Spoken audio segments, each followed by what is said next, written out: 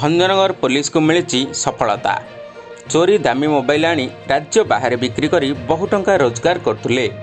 एभली चोरी मोबाइल संग्रह करी बिक्री करने अभियोग रे आज भंजनगर पुलिस जन को गिरफ्त करी कोर्ट चालना करथिबा थाना अधिकारी भगवान पूजारी प्रकाश करचंती। जामपल्ली कंधसाहीर जड़े अभियुक्त बेआईन भावे चोरी मोबाइल रखिबा अभियोग रे पुलिस गिरफ्त करी कोर्ट चालना करिछि। ता निकटरू विभिन्न नामी दामी कंपानीर 24टी दामी मोबाइल, गोटे देशी बंदूक सह गोटे ब्याग जबत करा जायछि। एने एसआई केशव षडंगी एतला क्रमे केस नंबर 957 रे एक मामला रुजु करने सह अभियुक्त को कोर्ट चालना करा से प्रकाश करचंती। अभियुक्त किछि चोरों सहायतार विभिन्न स्थानरू चोरी मोबाइल आनिबा परे घरे आनी ताकु रखुथुले। परे राज्य बाहर विभिन्न बड़ सहर को ताकु नहीं बिक्री करथुले। जबत मोबाइल मध्य बहुजन मालिकों परिचय मिल पारि नथिबा बेले चोरी जाइथिबा व्यक्ति माने भंजनगर थाना सह जोगाजोग करी उपयुक्त प्रमाण देखाई सेमानंक मोबाइल नेबाकू थाना अधिकारी श्री पूजारी सूचना दैछंती।